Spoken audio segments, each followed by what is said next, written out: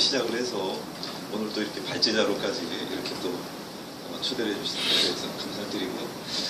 오늘 제가 하여튼 짧은 시간 이 쪼가리들을 모아서 이솝이 보니까 이제 에트리에 스토리, 그 다음에 오피니언, 그 다음에 피플, 그런 그 관점에서 한번 이 장편을 좀 구성해 봤습니다. 그래서 두 손은 없습니다. 두 손은 없지만 이 전체를 통해서 결국 저라는 사람하고 그리고 또 이 안에 또 어떠한 그 오피니언이 있는가 또 좀 보시고 그리고 어떤 스토리가 또 좀 내재할지 이런 것들을 한번 좀 봐주시면 좋을 것 같아요. 잠깐 도입이 빠졌습니다.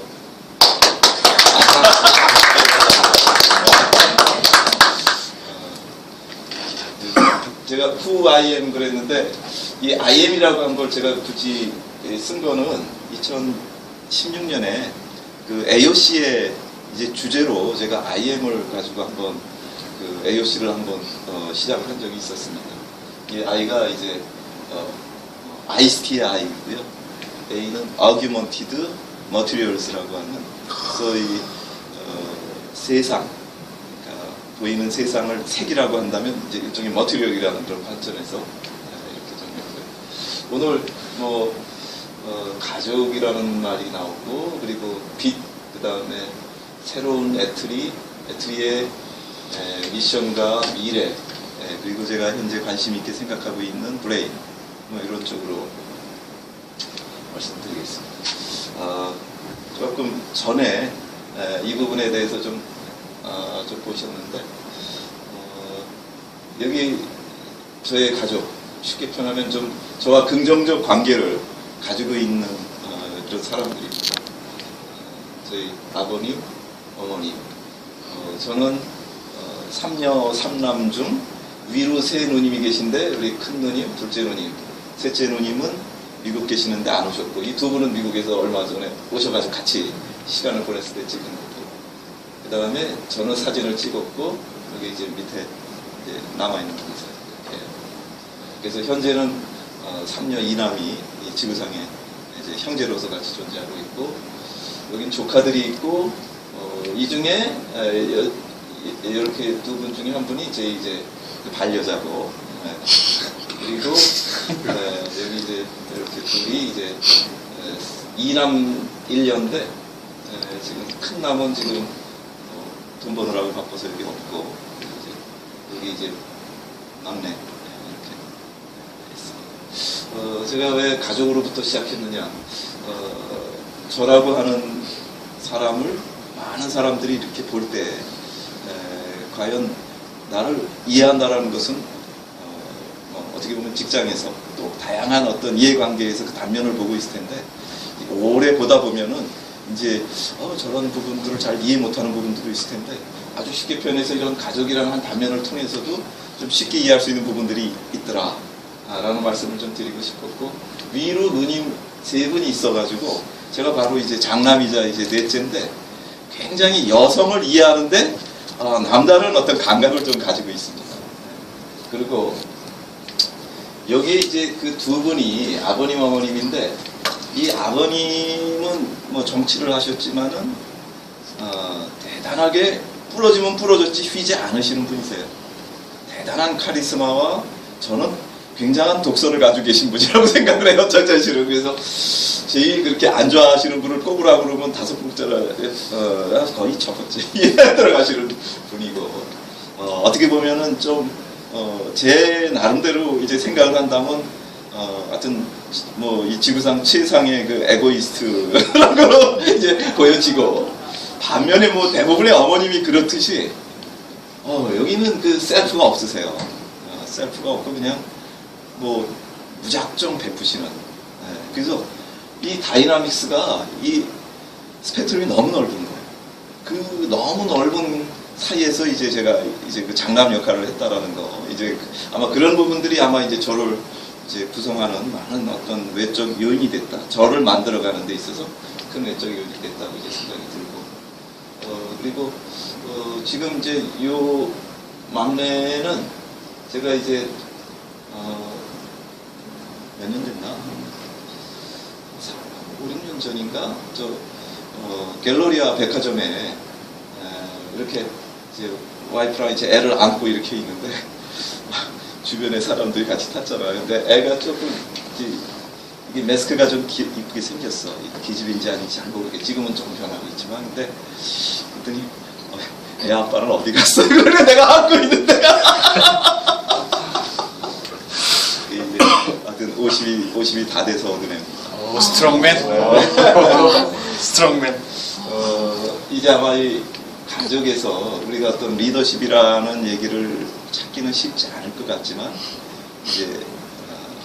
이제 지금 세대에서의 앞으로 21세기 그 이후에 세상, 적어도 우리가 4차 산업혁명 시대라고 하는 그런 시대에서의 리더십이라고 하는 것은 어떻게 보면 수평적 리더십, 이런 가족관계 같은 그런 리더십, 바로 긍정적 관계가 리더십의 어떤 정의로 이제 대두돼야 되지 않겠나. 제가 사실은 어제 우리 박 시장님도 어제 같이 교육을 하나 들었지만, 뭐 자타가 고민하는 뭐 리더십, 코칭 리더십 하시는 분 얘기가 그 리더십의 정의를 긍정적 영향력이라고 하셨더라고요. 근데 저는 그리고 한 700여 문 이렇게 해서 제일 중요한 게 뭐라고 생각하느냐 그랬더니 관계가 제일 중요하다고 했다고 그러거든요. 이제 두 개 붙였어요. 붙여서 긍정적 관계가 앞으로 진정한 리더십이다. 이 조직에서의 진정한 리더십은 긍정적 관계다. 이제 이렇게 이 말씀 드리고 싶었어요. 제가 이제 잠깐 선물을 하나 조금 이따 드릴게요. 자, 미래학자가 얘기한 겁니다. 미래는 3F라고 그랬어요. 자, 세 가지 F는 무엇일까요? 자, 이거는 Q&A입니다. 순발력. 줄서도 있는 거 아닌가요? 아니다 이 말이죠. 손도 안 들어 아무데도. 손 드는 사람한테 선물을 드리겠습니다. 자신 저 아닌가 보다. 우리 저 앞서 네. 스팀의 판타지 필링. 아이고 짝짝짝 박수 한번 쳐주세요. 이따 준비한 사적으로 준비한 선물을 드리도록 하겠습니다. 네. 이거 제가 굉장히 오랫동안 써먹었던 얘기인데 2011년 이 미래학자 얘기를 제가 어디선가 주워 듣고 박수를 딱 치고 맞다. 미래는 이미 와 있지만 여성이 중심이 되는 사회라고. 그다음에 현실보다는 좀 더 이 판타지한 이런 부분에서 좀 더 많은 그 무게 가치가 더 있고, 그리고 이성 위에 좀 필링이 좀 더 컨트롤 타워 역할을 할 것이다 라고 하는 그런 거였습니다. 제가 PD를 그동안 한 4년 하면서 나름대로 이제 광쪽 PD를 했어요. 광쪽 PD를 해가지고 그거에 이제 논리적 모델을 만드느라고 이제 크게 이제 이 산업사회에서 우리가 지식기반사회, 감성사회를 가는데 산업사회의 어떤 핵심 아이템, 핵심 분야가 기계라고 한다면, 그 다음에 지식기반사회에서 전자, 감성사회에서는 이제 빛이어야 되지 않느냐, 이제 이런 좀 논리를 좀 가지고 산업이 이렇게 패러다임이 바뀐다고 좀 얘기를 한 적이 있었고, 미래는 3층이다. 그 이제 뭐 빛이라는 걸 그냥 이렇게만 얘기하면 뭐 지가 하는 거 중요하니까 그렇겠지 이렇게 생각할 수 있어서 나름대로 이제 우리가 그 일렉트론하고 포톤의 한번 물리적 상수를 좀 봤어요. 매스가 일렉트론은 한 0.5 어쩌고저쩌고 하고 뭐 뒤에 뭐 MEB 모방울이 붙어요 뒤에. 그리고 근데 이제 포톤은 뭐 매스가 없죠. 그리고 그다음에 전하량도 일렉트론은 1인데 이제 포톤은 없고, 그다음에 이제 이쪽 그 뒤에 있는 이 부분은 뭐냐면 스핀 스테이트를 얘기하는데, 이 스핀 스테이트가 이제 여기 2분의 1의 배수가 되고, 이 경우에는 이제 정수를 갖게 돼요. 이것이 가지는 의미는 파울리 이제 베타 원리에 의해서 이 부분은 하나 에너지 스테이트스의 하나의 개체밖에 존재할 수 없다. 1이라는 의미는 이것은 굉장히 보존형처럼 엄청나게 많은 것들이 함께 존재할 수 있다. 그래서 이 소위 일렉트론과 포톤의 큰 차이는 바로 이 포톤이라는 것은 이러한 물리적 특성으로 인해서 제가 여기 의상조사의 법성계에 나오는 이 부분이 결국 빛을 얘기한 게 아닌가. 일중일체 다중일, 일즉일체 다즉일이라고 하는 건데, 하나 속에 전체가 있고 전체 속에 하나가 있다 이런 얘기예요. 따라서 하나가 곧 전체고 전체가 곧 하나다. 이것은 뭐 빛을 얘기한 거 아니냐, 보통 얘기한 거 아니냐, 이런 생각이 듭니다. 이 빛이라는 건 뭐 저만 얘기한 건 아니고 2015년에 유엔에서 2015년을 세계 빛의 해로 인터내셔널 이어 오브 라이트라고 해가지고 이렇게 해서 한번 공포도 했고, 아마 여러분 잘 보시면 어느 하루는 세계 빛의 날, 그러니까 빛의 날도 있어요. 네, 그렇습니다. 자, 그래서 제가 하여튼 미래지향적인 분야에 좀 더 무게중심을 두고 그동안 일을 해왔었다, 이렇게 좀 이해를 해주시고, 제가 새로운 애틀이라고 하는 비전을, 뭐 제가 기억이 존재하는 한 가장 훌륭한 비전은 뭐 현 원장님이 아마 임기 초기에 제시하셨던 국민의 아픔을 치유하고 나라를 부강하게 하고 나라를 멋지게 만듭시다라고 하는 이 비전이야말로 제가 애트리에 30년 넘게 문 닫고 있으면서 가장 훌륭한 비전이 아니었는가, 저는 그렇게 좀 생각을 했고요.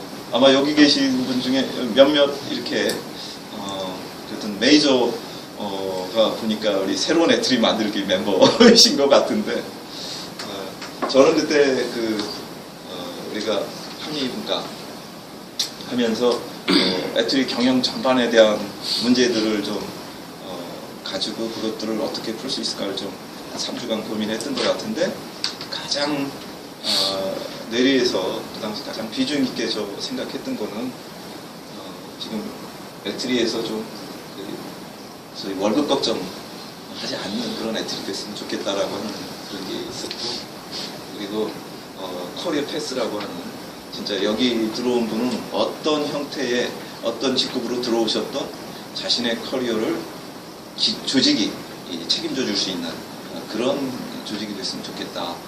아마 저는 이 두 가지가 아주 가장 그 시점에서 가장 큰 문제로, 중요한 문제로 봤던 것 같습니다. 최근에 이제 애트리가 이제 어떤 뭐 우리 내부뿐만 아니고 외부의 압력에 의해서도 이제 더 이상 이렇게 애트리 스스로 자율적으로 맡기기에는 이미 이제 한계에 와 있다라고 생각하는 것 같습니다.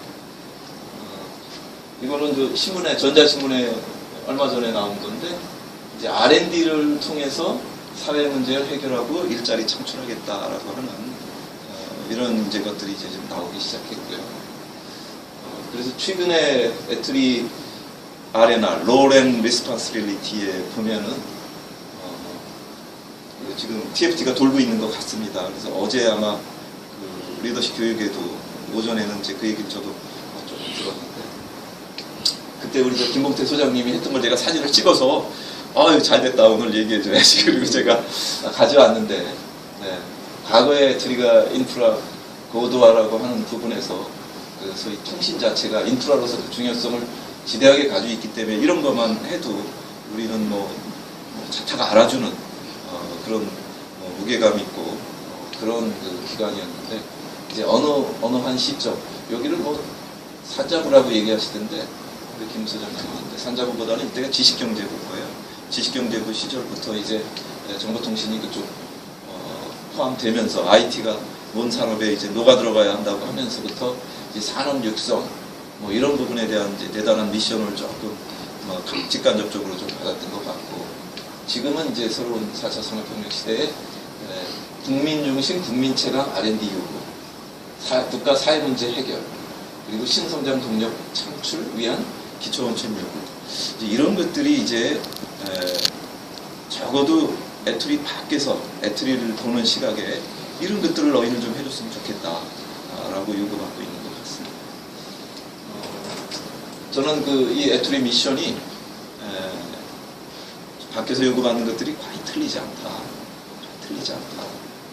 이게 100%는 아니지만 이런 부분들 좀 이제 생각해야 된다. 저는 그 원인을, 그러면 이렇게 우리가 해야 되는 미션에 대해서 외부로부터 이런 요구를 받는 게 두 가지가 있을 수 있을 것 같아요. 하나는 우리가 너무 잘해가지고 이것도 해주세요, 저것도 해주세요 해서 하는 요청이 있을 거고, 또 하나는 너무 못하니까 자 너희가 이런 거, 너희는 이런 거라도 해, 이렇게 할 수 있는, 이 두 가지 중에 어느 쪽인지는 저는 뭐 아직은 결정은 안 됐다고 봅니다. 저희한테 아직 시간이 있다고 봐요. 왜냐하면 ICT라는 것은 지금 세계를, 적어도 대한민국의 사회나 경제, 산업을 혁신적으로 바꿔줄 수 있는 핵심 아이콘이라고들 다들 믿고 그렇게 떠들고 있거든요. 지금 사회가. 그렇기 때문에 아직 끝나지 않은 이야기다. 이 게임은 아직 끝나지 않았다. 우리한테 아직 기회가 있다. 이렇게 보고, 그러면 왜 우리가 우리 스스로 이런 미래를 정하기 전에 이런 요구들이 왔을까라고 하는 자성의 입장에서 저는 이렇게 생각을 했습니다. 이거는 어제 제가 잠깐 어제 일어나서 조금 좀 못 참고 얘기를 좀 했었는데, 이게 하이젠버그의 Uncertainty Principle, 불확정성 원리입니다. 이게 불확정성 정도를 나타내는데, 하나는 공간이고 하나는 모멘텀이에요. 이것들이 어느 수치 이상 된다는 얘기인데, 죄송합니다. 제가 너무 조각 시간을 내서 여기에 이게 있어야 돼요. 여기 이게 있어야 되는데, 자, 그 공간을 너무 우리가 공간의 변동성, 불확정성을 너무 줄여버리면, 그러면 이 모멘텀의 불확정성이 너무 커지는 거예요. 그러니까 우리가 요거를 소위 최적화라고 하는 관점에 소위 어떻게 보면은 전략이 필요해요. 이 공간이라고 하는 범위를 어느 적정 범위로 우리가 설정을 좀 하고 가야만이 그 상황에 맞춰서 이 모멘텀을 우리가 확정적으로 우리가 가져갈 수 있어요. 이런 걸 성과라고도 볼 수 있는데, 문화라고도 볼 수 있고, 우리가 이 공간을 너무 애트리라는 조직 안에다 40년 넘게 꼭꼭 가둬두고 있는 거예요. 애트리한테 돈을 주면 지네 하고 싶은 것만 한다고 다들 싫어합니다. 지금 대놓고 어제 김옥태 소장 그 얘기를 했어요. 이런 문제가, 이런 아주 어떻게 보면 자연의 이치에 해당하는 부분을 우리는 좀 놓치고 있다. 우리 윤석 부장님 잘하고 계신다고 저는 보는데, 애트리의 외연을, 애트리의 공간을 좀 더 확대해야 된다. 적어도 연구단지, 나아가서는 대한민국 글로벌하게 이 공간을 확대하면 모멘텀의 불확정성은 거의 없어집니다. 우리 애트리 뭐 하는 데다 분명해집니다. 저는 이제 그런 얘기를 좀 드리고 싶었고요. 애트리 피우처입니다. 이거 이번 종합계획 시행 계획이 과기정품 전체 R&D 예산 6조 얼마 중에 여기 쭉 보니까 ICT 분야에 1조 정도고요. 그 다음에 기초 연구가 1조, 원천 연구에 뭐 2조가 넘는 부분이 들어오고 있어요. 그래서 상당히 많은 돈이 기초와 원천 쪽에서 3조를 잡아먹어요. 나머지는 돈이 거의 없어요. 없고 그런 거예요 지금 여기에 지금. 네? 과기정통부 전체 예산에 보면은 원천이 제일 많고 기초 있고 그다음 ICT 이렇게 돼 있어요. 순서대로 막 보면.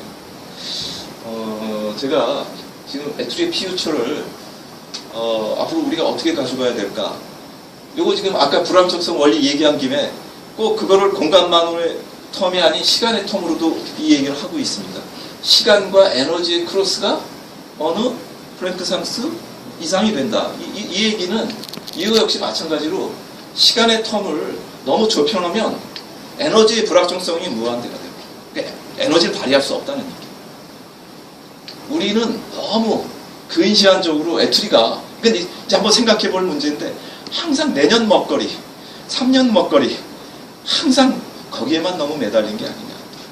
적어도 10년 앞을 두는 그 정도의 바운드리를 가지고 있어야만이 에너지가 생성될 수 있다라고 하는 이런 아주 심플한 자연의 이치, 이걸 가지고 우리가 한번 애트리가 새롭게 미래 설계가 좀 필요하지 않느냐. 그래서 애트리는 좀 미래를 보고 가는 그런 부분이 조금 더 앞으로 필요하다. 그래서 제가 이번에 저 ICT 기초원천 예타를 맡았습니다. 5G 이후로 애트리가 주관하는 예타를 좀 맡아서 지금 하고 있고, 그래서 앞으로는 좀 시간이 없다고 해도 좀 양해해 주시기 바랍니다. 지금 1단계에서 뭐 예타까지는 생각 안 했는데, 저희 미래기술본부가 이거 가지고 만들어 놓은 그림인데 아직 마음에 안 들고 아직 정부하고 교감이 아직은 덜 만들어진 상태고요. 아마 이제 이 부분으로 우선은 1조, 10년에 1조 정도를 만들어내는 작업을 하고 있고, 그 헤드쿼터를 ICT 기초원천은 애트리가 가져간다. 애트리가 1000억을 최소한 우리가 쓰든 나눠주든 하는 그런 걸 통해서 앞으로 애트리 피우처를 한번 만들어 보겠다. 이런 생각을 조금 하고 있고, 저는 이거 굉장히 우리가 힘을 좀 이쪽에 좀 쏟아야겠다. 이렇게 좀 생각을 하고 있습니다. 제가 이제 개인적으로 최근에 많은 관심을 갖고 있는 겁니다. 두 번째 질문하겠습니다. 우리 고등학교 교과서에 지금도 있는지 모르겠어요. 그 반야신경이라고 하는 그런 것들이 이제 뭐 종교 차원을 넘어서도 혹시 반야신경 교과서 없었어요? 근데 우리 국어 선생님이 너무 좀 뛰어나서 그런가? 저희 때 있었어요. 없으셨습니까? 어려가지고. 죄송합니다. 거기에 그 첫 번째 딱 보면은 뭐 쭉 하고 마지막에 첫 번째 문장에 오온이 개공하니 도일체고액이다 이런 말이 나와요. 이제 그거는 이제 도일체고 이제 쉽게 표현하면 도를 텄다. 이제 모든 이제 그 어려움이 다 이제 사라졌다 이제 이런 거예요. 인생사의 얘기인데 오온이 개공하니라는 말이 나오는데 여기에서 오온은 무엇을 얘기할까요? 하는 거예요. 오온. 감각? 혹시 이거 선물 하나 그냥 가져가게 생겼네. 네, 좋습니다. 자 그러면 이 오온은 여기 있지만 식이라는 것도 있지만 그렇죠. 조금 우리 이 부장님 힌트 좀 주셨는데 우리가 생각하는 이 어떤 감각 그 다음에 정신세계 이거를 통틀어서 오온이라고 이렇게 얘기하는데 이걸 5개로 분리를 해놨어요. 색, 수, 상, 행, 식. 이 색이라는 거는 소위 우리 그냥 인간 기준으로 바깥에 보이는 세상, 물질의 세계들 이걸 색이라고 보시면 되고 수라는 것은 그 바깥의 세상을 받아들이는 센서들 쉽게 표현해서 아니비설 신 뭐 이것이 이제 대부분 바깥의 정보들을 대부분 이제 이렇게 받아들이는 그런 센서들 이게 이제 수고 상은 그로부터 만들어지는 바깥 정보로부터 만들어지는 이미지가 상이에요. 행은 뭐 다 아시는 거예요. 이제 식이 뭐 일종의 정신작용의 극치라고 할 수 있는 나아가서는 이거를 뭐 영혼이라고도 부르기도 하고 좀 더 확장하면 이제 그런 거 쉽게 표현하면 소위 에고 혹은 셀프라고 하는 거 이게 이제 식인데 이제 드디어 나는 누구인가 뭐 이제 이렇게 되면 데카르트처럼 뭐 내가 나는 생각한다, 그런 나는 존재한다, 뭐 그런 걸 뭐 거기에 나도 있을 수 있고 뭐 다양한 나가 있죠. 근데 이제 드디어 이제 나라는 거를 이제 생물학적으로, 심리학적으로, 철학적으로 이제 막 회부하면서 막 만나서 싸우는 거예요. 이제 크게 두 파가 있다고 그래요. 지금은. 근데 어쨌든 나라는 존재한다. 내가 생각하니까 그런 나는 존재한다라고 하는 파고 그 나라는 건 없거나 있다면 무수히 많다라고 하는 두 파가 지금 싸우고 있습니다. 지금. 그래서 저는 이제 시계 제가 작년에 베르나르 베르베르의 그 뇌라는 그 책을 재미있게 읽었어요. 아주 소설책을 재미있게 읽었는데 이 뇌의 어디인가에 그 파이널 시크릿이 있어서 거기에다 전극을 꼽아가지고 하면은 뭐 무한히 행복할 수도 있고 이런 얘기들이 나오는데 그게 이제 그 아까 전자파는 그게 뇌의 어느 한 지점에 그걸 송과선이라고 얘기하는 사람들도 있다고 하더라고요. 근데 그 지점에 바로 그 나를 주관하는 마치 그 데카르트의 시어터라고 해서 극장에 딱 그 중앙에 딱 앉아가지고 난쟁이처럼 앉아서 모든 거를 관조하고 그리고 컨트롤하는 그런 나의 중심이 있다, 정신의 중심이 있다라고 하는 그런 부분도 있었는데 저는 조금 이런 쪽을 선호합니다. 이제 의식은 이야기의 산물이지 원천이 아니다. 이건 네, 그 의식의 수수께끼를 푼다라고 하는 데이빗 어쩌고 하는 친구가 이제 한 얘기를 제가 조금 따왔는데 이런 얘기들이 나와요. 하여튼 뭐 지각범주와 그러니까 시각범주와 뭐 이런 얘기, 언어, 시간, 멀티플 브레프트 다중원고, 헤테로피노멜로디 타자현상학, 개인의 어느 의식이라는 것을 그 정신을 마치 자기 성찰하듯이 보지 말고 마치 자연을 관찰하듯 제3자가 자연을 관찰하듯 보면 의식을 알아낼 수 있다라고 하는 타자현상학이라는 것도 있고 밈이라고 하는 거 아마 아실 것 같은데 우리 유전인자 중에 소위 이 문화적 유전인자가 따라갑니다. 그렇죠? 그러니까 부모로부터 이게 쭉 받으면 이게 이제 어떤 제3의 어떤 새로운 어떤 흐름이긴 한 것 같아요. 이런 것도 좀 더 공부할 필요가 있는 것 같아요. 무조건 두서웠죠. 두서웠지만 일부러 여기는 좀 두서웠게 놔두겠습니다. 왜냐하면 질문하시면은 제가 나름대로 제가 파악하는 대로 또 좀 얘기를 나누기로 하겠습니다. 자, 여러분들을 혼란스럽게 한 것이 제가 이제 설월에서 제 목적이었습니다. 자, 이상으로 마치겠습니다.